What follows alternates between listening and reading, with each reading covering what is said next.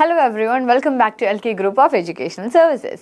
അപ്പോൾ ഇന്നത്തെ വീഡിയോയിൽ നമ്മൾ പുതിയൊരു ടോപ്പിക്കാണ് ഡീൽ ചെയ്യാൻ പോകുന്നത്. അതായത് പ്രീ ഹിസ്റ്ററിയിൽ തന്നെ നമ്മുടെ ഇന്ത്യൻ കൾച്ചറിനെ എടുക്കുമ്പോൾ നമുക്ക് ഓരോ ഏജസ് ഉണ്ട്. അതിൽ ഏറ്റവും ഇമ്പോർട്ടൻ്റ് ആയിട്ടുള്ള ഒരു ഏജാണ് ഇന്നത്തെ ക്ലാസ്സിൽ നമ്മൾ ഡിസ്കസ് ചെയ്യാൻ പോകുന്നത്. ഏതാണെന്നല്ലേ? Let's begin. ഇന്ത്യൻ ഹിസ്റ്ററിയിൽ തന്നെ വേദിക് ഏജ് ആണ് നമ്മളിന്ന് കവർ ചെയ്യാൻ പോകുന്ന ടോപ്പിക്. വേദിക് ഏജ് എന്ന് പറയുമ്പോൾ നമുക്കറിയാം നമ്മുടെ ഇന്ത്യ എന്ന് പറയുമ്പോൾ ഏറ്റവും ഹിന്ദുവിസമാണ് ഏറ്റവും കൂടുതൽ ഇംപ്ലിക്കേറ്റ് ചെയ്തിട്ടുള്ള റിലീജിയൻ. കാരണം ഹിന്ദുവിസം എന്ന് പറയുന്നത് ഒരു ഏൻഷ്യൻ ഓൾഡ് റിലീജിയൻ ആണ്. നമ്മൾ ബാക്കി ഏത് റിലീജിയൻ എടുത്താലും, ഇന്ത്യയിലെ ഏത് റിലീജിയൻ എടുത്താലും അതിനൊക്കെ ഉറവിടം കുറച്ചുകൂടെ, അതായത് ഇപ്പോൾ നമ്മളിപ്പോൾ ഇസ്ലാം എടുത്തു കഴിഞ്ഞാൽ നമുക്കറിയാം മിഡിൽ ഈസ്റ്റും, അതേപോലെ തന്നെ ഇപ്പോൾ ക്രിസ്ത്യാനിറ്റി എടുത്താലും നമുക്ക് ഒരു യൂറോപ്യനും ടച്ച് ഉണ്ട്. അതായത് അവിടെ നിന്നാണ് അതിൻ്റെ ഉറവിടം. പക്ഷേ ഹിന്ദുയിസം എടുക്കുമ്പോൾ ഇറ്റ് ഈസ് ഫ്രം ഹിയർ. അതുകൊണ്ടാണ് ഈ ഹിന്ദുയിസം ഇത്ര പ്രോമിനൻ്റ് ആയിട്ട് ഇന്ത്യയിൽ നിൽക്കുന്നത് തന്നെ.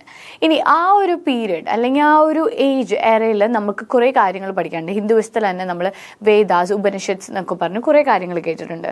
അപ്പോൾ അതേപോലെ തന്നെ വേദിക് ഏജ് എന്ന് പറഞ്ഞൊരു ഏജ് തന്നെയുണ്ട് നമുക്ക് ഹിസ്റ്ററിയിൽ കവർ ചെയ്യാൻ വേണ്ടിയിട്ട്. അപ്പോൾ എന്താണ് വേദിക് ഏജ്, എന്തൊക്കെയാണ് അതിൽ കോൺട്രിബ്യൂട്ട് ചെയ്യുന്ന ഫീച്ചേഴ്സ്, അതൊക്കെ നമുക്ക് ഇന്ന് നോക്കാം. So, Vedic age, Rig Vedic and later Vedic. That is period 15,000 to 500 BC. ഈ പീരീഡിലായിരുന്നു വേദിക് ഏജ് എന്ന് പറഞ്ഞ് കൺസിഡർ ചെയ്യുന്നത്. വേദിക് ഏജിലെ first subdivision, that is Rig Vedic and later Vedic. അങ്ങനെയാണ് ഡിവൈഡ് ചെയ്തിരിക്കുന്നത്. The Harappan civilization was followed by another great civilization and culture known as Vedic culture. Harappan civilization, നമ്മൾ already Harappan civilisation പഠിച്ചപ്പോൾ അതിൻ്റെ downfall വരെ പഠിച്ചിരുന്നു. ഈ Harappan civilisation കഴിഞ്ഞ് വരുന്ന ഒരു കൾച്ചർ അല്ലെങ്കിൽ ഒരു ഏജ് ആണ് വേദിക് ഏജ് എന്ന് പറയുന്നത്. ഈ വേദിക് ഏജിൽ കുറച്ചുകൂടെ സ്ക്രിപ്ച്വൽ ആയിട്ടും കൂടുതൽ റിലീജിയസ് ആയിട്ടും, റിലീജിയൻ തന്നെ ഒരു സ്റ്റാർട്ടിങ് അല്ലെങ്കിൽ അതിൻ്റെ ഒരു പൈനിയർ പീരീഡ് നമുക്കപ്പോൾ കാണാൻ പറ്റും. The Harappan civilization followed by another great age known as Vedic age. ആ ഒരു വേദിക് ഏജിനാണ് വേദിക് കൾച്ചർ എന്നും പറയപ്പെടുന്നത്. The Vedic texts are the primary sources for the reconstruction of the Vedic culture, Vedic age. അപ്പോൾ നമുക്ക് Harappan civilisation വന്നപ്പോൾ നമുക്ക് completely archaeological ആർട്ടിഫാക്ട്സുമേ focus ചെയ്യണമായിരുന്നു ആ സിവിലൈസേഷനെ കുറിച്ച് പഠിക്കാൻ വേണ്ടിയിട്ട്. പക്ഷേ വേദിക് ഏജിനെ കുറിച്ച് നമുക്കറിയാൻ വേണ്ടി വലിയ ബുദ്ധിമുട്ടുണ്ടായിരുന്നില്ല. കാരണം എന്ന് വെച്ചാൽ നമുക്ക് വേദിക് ടെക്സ്റ്റുകൾ തന്നെയുണ്ട് അതിനെ നോക്കാൻ വേണ്ടിയിട്ട്.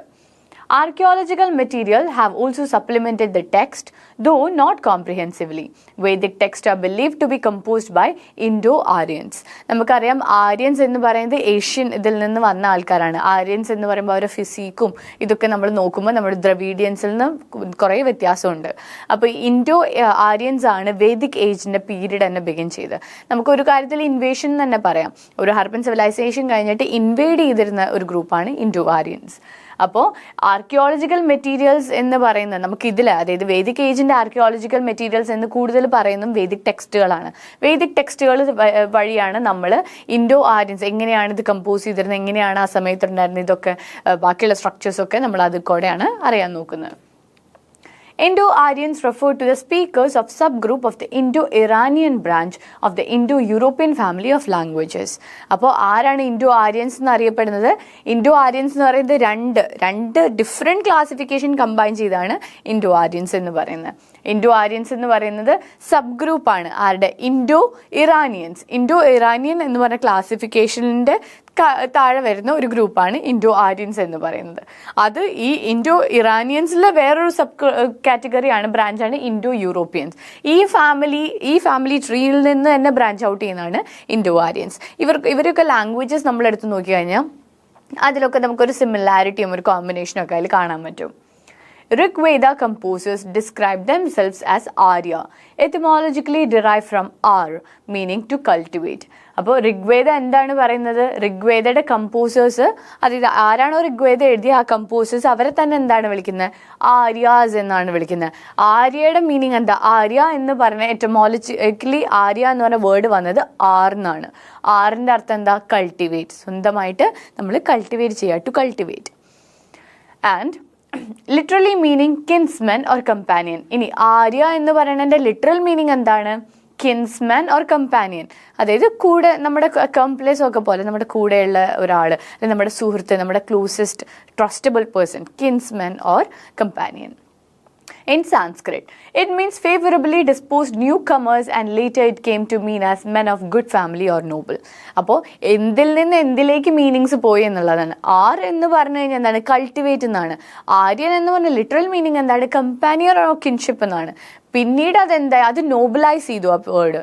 ഇപ്പോൾ എന്താണ്? ലാസ്റ്റ് ആയപ്പോഴേക്കും ആര്യൻസിന്റെ മീനിങ് എന്തായി? A person, a man from good family or good Noble family. ഒരു നോബിൾ ഫാമിലിയിൽ നിന്ന് വരുന്ന ഒരാളെയാണ് ആര്യൻ എന്ന് പിന്നീട് വിളിച്ചു തുടങ്ങിയത്. There are different theories associated with Aryans, their origin and possible migration, invasion in the Indian subcontinent.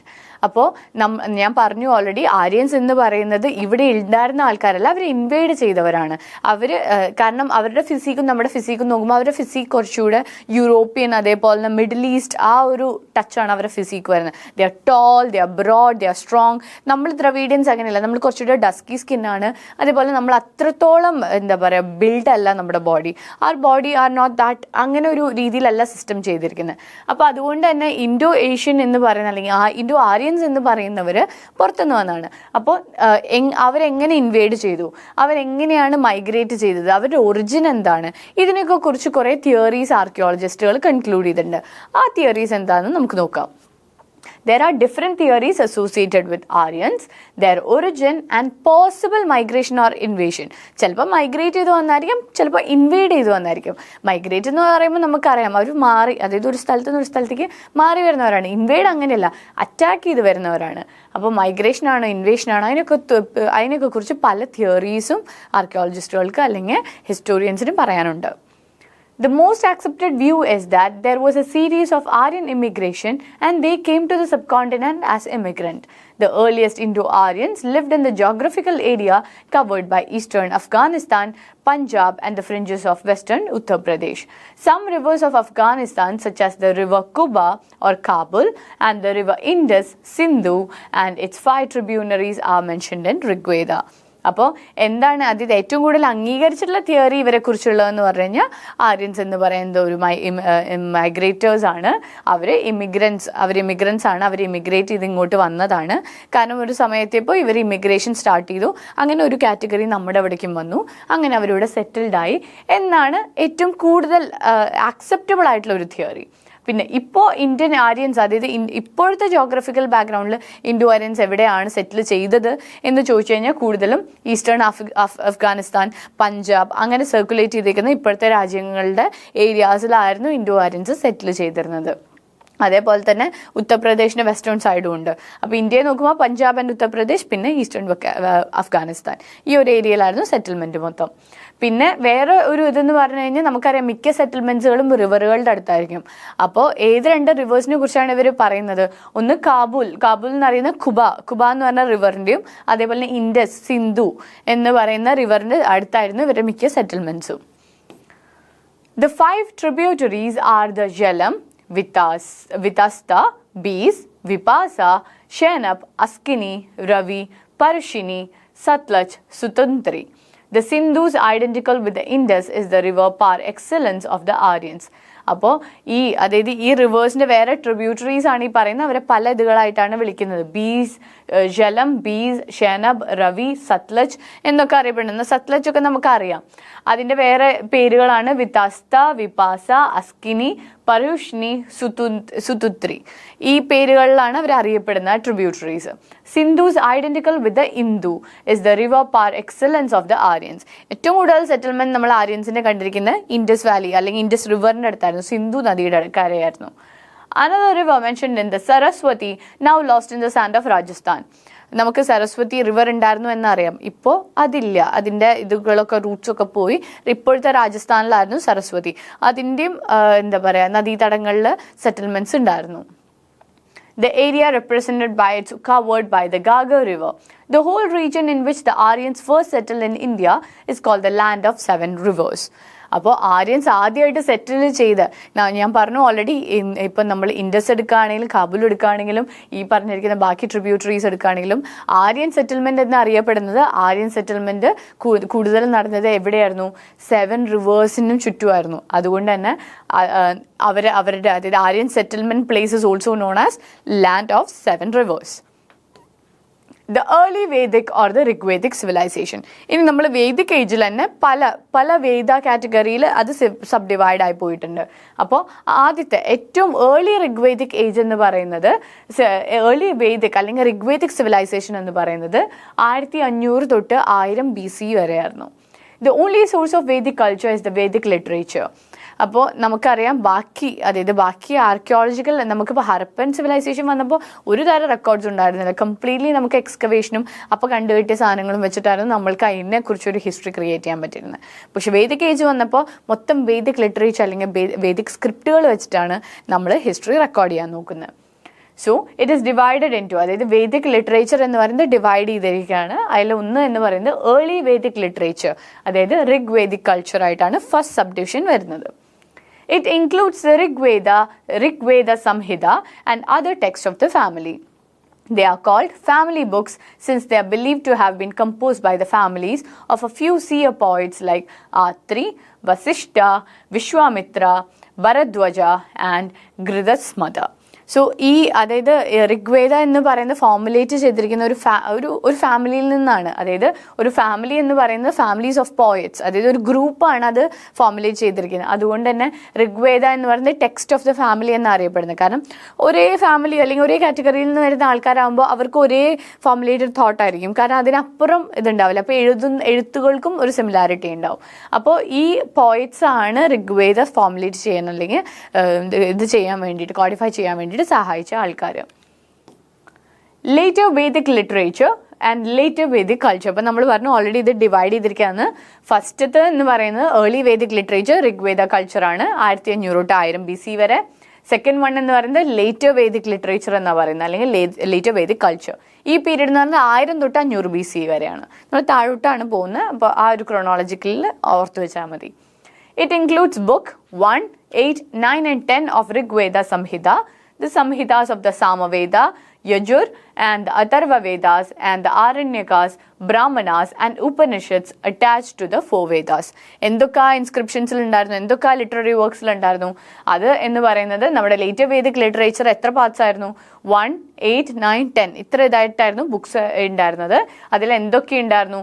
Rigveda സംഹിത ഉണ്ടായിരുന്നു. അതേപോലെ ഒരു സംഹിത മീനിങ് കംപ്ലീറ്റ് കോമ്പോസിഷൻ ഓഫ് എന്തൊക്കെ, സാമവേദ ഉണ്ടായിരുന്നു, ഋഗ്വേദ ഉണ്ടായിരുന്നു, യജുർവേദ ഉണ്ടായിരുന്നു, അഥർവവേദ ഉണ്ടായിരുന്നു. അത് മാത്രമല്ല, അല്ലാണ്ട് തന്നെ ആരണ്യകാസ് എന്ന് പറഞ്ഞിട്ടുള്ള കോഡിഫിക്കേഷൻ ഉണ്ടായിരുന്നു, ബ്രാഹ്മണാസ് ആൻഡ് ഉപനിഷത്സ്. നമുക്കറിയാം വേദാസ് ആൻഡ് ഉപനിഷത്സ്, അതാണ് നമ്മുടെ ഹിന്ദുയിസത്തിന്റെ ഏറ്റവും ബേസ് വരുന്നത്.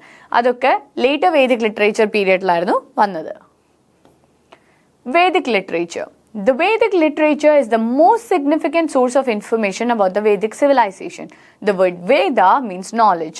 The Vedic literature has evolved in the course of many centuries and was handed down from generation to generation by the words of mouth. Later, they were compiled and written down, and the earliest surviving manuscript it's from the 11th century. അപ്പോൾ Vedic literature എന്ന് പറയുന്നത് വളരെ important ആണ്. കാരണം Vedic literature വെച്ചിട്ടാണ് നമ്മൾ Vedic പീരിയഡിനെ analyse ചെയ്യുന്നത്. അതേപോലെ തന്നെ വേദിക് ലിറ്ററേച്ചർ എന്ന് പറയുന്നത് കുറേ സെഞ്ചുറികളുടെ കോഴ്സ് ഓഫ് പീരിയഡിലാണ് ഈ ലിറ്റററി വർക്ക് വന്നിരിക്കുന്നത്. അതേപോലെ തന്നെ പലതും എന്ന് പറയുന്നത് റിട്ടൺ തന്നെ ആയിരിക്കണം എന്നില്ല, വായ്മൊഴിയാൽ ഇങ്ങനെ സ്പ്രെഡായി വന്ന നോട്ട്സും ടെക്സ്റ്റുകളും വരെ കോഡിഫൈ ചെയ്തിട്ടുണ്ട്.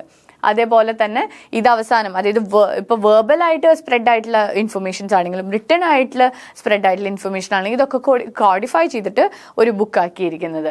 ഇത് അവസാനം എഴുതിയാണ് നമ്മൾക്ക് പറയാം, നമ്മുടെ ഹാൻഡ് റിട്ടൺ ഇതാണ് ഈ വേദിക് ബുക്സുകൾ മിക്കതും. ആൻഡ് ഏർലിയസ്റ്റ് സർവൈവിങ് ഏറ്റവും ഏർലിയസ്റ്റ് ബുക്ക് മാനുസ്ക്രിപ്റ്റ് എന്ന് പറയുന്നത് 11th centuryയിലാണ് കണ്ടുകിട്ടിയത്. There are 4 Vedas and each Veda generally has 4 parts. അപ്പോൾ നമുക്ക് ഓൾറെഡി അറിയാം, പലർക്കും അറിയായിരിക്കും, നമുക്ക് വേദ എന്ന് പറയുന്നത് 4 ആയിട്ടാണ് ഡിവൈഡ് ചെയ്തിരിക്കുന്നത്. ഈ ഓരോ വേദകൾക്കും അതിൻ്റേതായിട്ടുള്ള സ്പെസിഫിക് പാർട്സ് ഉണ്ട്. അതിൽ ഓരോന്നിനെ കുറിച്ചാണ് പറയുന്നത്. അപ്പോൾ ഏതൊക്കെയാണത്? സംഹിതാസ്, ബ്രാഹ്മണ, ആരണ്യക ആൻഡ് ഉപനിഷത്സ്. അപ്പോൾ നമുക്കറിയാം, നമുക്ക് വേദങ്ങളുണ്ട്. വേദങ്ങൾ പിന്നെയും കാറ്റഗറൈസ് ചെയ്തിരിക്കുന്നതാണ്. നമുക്ക് ഏതൊക്കെയാണ് വേദമുള്ള നമ്മുടെ 4 വേദങ്ങൾ ഏതൊക്കെയാണ്? ഋഗ്വേദ, സാമവേദ, യജുർവേദ ആൻഡ് അഥർവവേദ. ഋഗ്വേദ, സാമവേദ, യജുർവേദ ആൻഡ് അഥർവവേദ. ഈ 4 വേദങ്ങളിലും എന്തുണ്ട്? നമുക്ക് അത് 4 പാർട്സ് ആയിട്ട്, ഈ വേദാസും 4 പാർട്സ് ആയിട്ടാണ് ഡിവൈഡ് ചെയ്തിരിക്കുന്നത്. എന്തൊക്കെയായിട്ടാണ്? സംഹിത, ബ്രാഹ്മണ, ആരണ്യക ആൻഡ് ഉപനിഷത്സ്. ഇങ്ങനെയാണ് ഡിവൈഡ് ചെയ്തിരിക്കുന്നത്. നമ്മൾ കുറച്ചുകൂടെ വേദിക് കൾച്ചർ വരുമ്പോൾ കുറേ സംസ്കൃത വാക്കുകൾ ഉണ്ടാവും നമ്മൾ ഓർത്ത് വയ്ക്കാൻ. ജസ്റ്റ് അതിൻ്റെ കോഡിഫൈഡ് രൂപങ്ങൾ ഓർത്ത് വെച്ചാൽ മതി. വേദിക് പീരീഡ് എന്ന് പറയുന്നത് വേദിക് കൾച്ചറാണ്. വേദിക് പീരീഡ് വേദിക് കൾച്ചറിൽ ഏറ്റവും കൂടുതൽ നമ്മൾ റെഫർ ചെയ്തിരിക്കുന്ന വേദിക് ലിറ്ററേച്ചറുകളാണ്. അതിൽ നമ്മൾ അങ്ങനെ നോക്കുമ്പോൾ 4 വേദങ്ങളിലായിട്ടാണ് നമ്മൾ വേദിക് ഏജ് തന്നെ ഐഡൻറ്റിഫൈ ചെയ്തിരിക്കുന്നത്. ആ 4 വേദങ്ങളിലും നമുക്ക് സംഹിതാസ് ഉണ്ട്, ബ്രാഹ്മണാസ് ഉണ്ട്, ആരണ്യകാസ് ഉണ്ട്, ഉപനിഷത്സ് ഉണ്ട്. ഇത് വെച്ചിട്ടാണ് നമ്മൾ ആ ഒരു കൾച്ചർ അല്ലെങ്കിൽ ആ ഒരു പീരീഡിൻ്റെ ടൈം ലൈൻ തന്നെ നമ്മൾ അനലൈസ് ചെയ്യുന്നത്. അതാണ് വേദിക് കൾച്ചറിനെ കുറിച്ച് പറയാനുള്ളത്. അപ്പോൾ വേദിക് ഏജ് എന്ന് പറയുന്നത് ഹരപ്പൻ സിവിലൈസേഷൻ്റെ ഒരു ഡൗൺഫോൾ കഴിഞ്ഞിട്ട് പിന്നെ തുടങ്ങിയ ഒരു ഏജാണ് വേദിക് ഏജ് എന്ന് പറയുന്നത്. വേദിക് ഏജിലേക്ക് വന്നപ്പോഴേക്കും കൂടുതൽ ലിറ്റററി വർക്ക്സ് വന്നു തുടങ്ങി, ലിറ്റററി ആസ്പെക്റ്റ് വന്നു തുടങ്ങി. റിലീജിയൻ തന്നെ ഉറവിടം നമുക്ക് വേദിക് ഏജിൽ തന്നെ കാണും. ആര്യൻസിൻ്റെ ഇമിഗ്രേഷനിലോട് കൂടിയാണ് വേദിക് ഏജ് തുടങ്ങുന്നത്. Immigration, migration, maybe invasion, നമുക്ക് എന്ത് വേണേലും കണക്കാക്കാം ആര്യൻസിന്. എന്തായാലും ആര്യൻസിൻ്റെ ഇൻവോൾവ്മെൻറ്റോട് കൂടി നമ്മുടെ ആ ഹരപ്പൻ സിവിലൈസേഷൻ്റെ ഒരു എൻഡിലേക്ക് വന്നു. So I hope you understood this class. നമ്മൾ വേദിക് ഏജിനെ കുറിച്ചാണ് തുടങ്ങിയിരിക്കുന്നത്. വേദിക് ഏജും നമുക്ക് കുറച്ചുകൂടെ ഡീപ്പായിട്ട് പഠിക്കാനുണ്ട്. അതിൻ്റെ കൂടെ തന്നെ കുറേ വേർഡ്സും നമുക്ക് പഠിക്കാനുണ്ട്. അതിൻ്റെ എന്താ പറയുക ടെർമോളജീസ് ഒക്കെ കുറച്ചുകൂടെ നമ്മൾ ഓർത്ത് വെക്കേണ്ട ടെർമോളജീസ് ആണ്. So I hope you understood today's class. Until we meet in the next video, all the best and prepare well.